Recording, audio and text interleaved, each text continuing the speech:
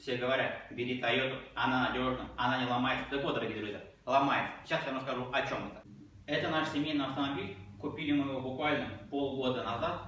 Ездили, не знали ни проблем, ни забот, ни хлопот. Да, машина хорошая, надежная, машина проходимая.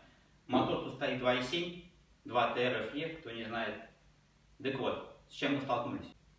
В один прекрасный день папа собрался на ехать на работу, заводит ее с утра, выходит из дома и слышит какой-то посторонний странный стук. Очень похожий на звук компенсаторов. Ну как на Жигулях, знаете, да, на приорку не болезнь, на всех стучат компенсаторы. Был такой же очень похожий звук. Ну, соответственно, приехал на работу, сразу же загнали машину в гараж, начали разбирать, сняли клапанную крышку.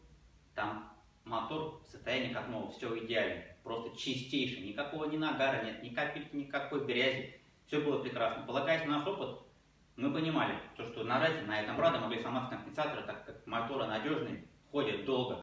Ну и тем более так резко в один миг, чтобы застучали все компенсаторы, но это как бы нереально, сами понимаете, начинает потихонечку долбить. Поэтому мы решили первым делом померить давление масла, соответственно. Сейчас я вам покажу, чем мы мерили. Если кто не знает, только это вот датчик давления масла. Выглядит он вот так. Приварили сюда переходник, специально, чтобы закрутился. И начали мерить. Давление показывало у нас 6, 8, 7 в этом диапазоне. Кто понимает, о чем идет разговор, это очень большое давление, давится буквально в тупик.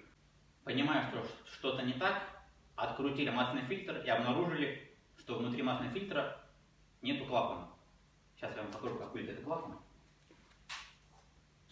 Вот масляный фильтр.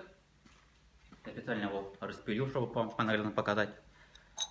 Сам фильтрующий элемент. И вот клапан внутри. То есть вот сюда вот поступает масло, очищается и через центральное отверстие выходит наружу. Так вот, вот этой резинки в нашем фильтре не было.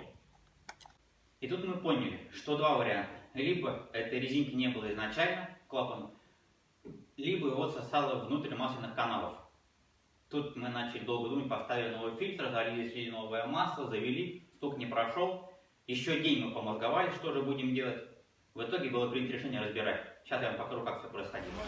Все, дорогие мои, сняли, разобрали мотор. Тут у нас все новое, все чистенько, аккуратненько.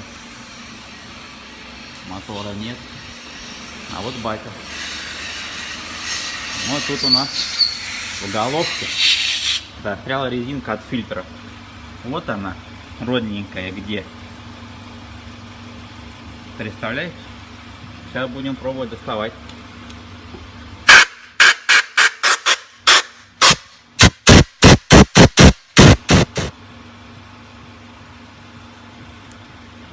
Оба-на.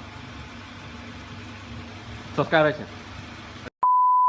А где кусочек? Что еще можно сказать? Где еще один кусочек?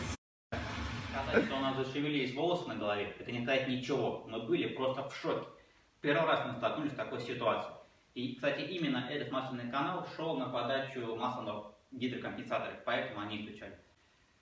Слава богу, ничего не задрало, не провернуло. Можно сказать, нам повезло, что этот клапан застрял именно в головке, а не где-то в блоке. Сейчас вы, конечно же, будете говорить, что это некачественный фильтр, что поставили какой-то дубликат. Да, возможно, это, конечно, стоял не оригинал, стоял дубликатный фильтр, но не факт, что проблема в нем. Потому что, как случилось, мы начали разбираться с этой проблемой, начали искать, читать, звонить друзьям, знакомым в другие города. И оказалось, что именно на прадиках 2.7, мотор 2 TRFE, есть такая проблема. У них засасывает этот клапан из фильтра. На данный момент с машиной все хорошо, мы собрали, завели. Прошло уже, наверное, пару недель, катаемся, все прекрасно. Зачем я это снимал?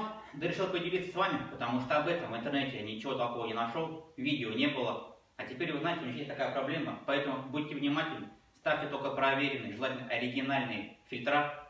Всем удачи, ставьте лайки, колокольчики, подписывайтесь на мой канал, дальше будет еще много интересного.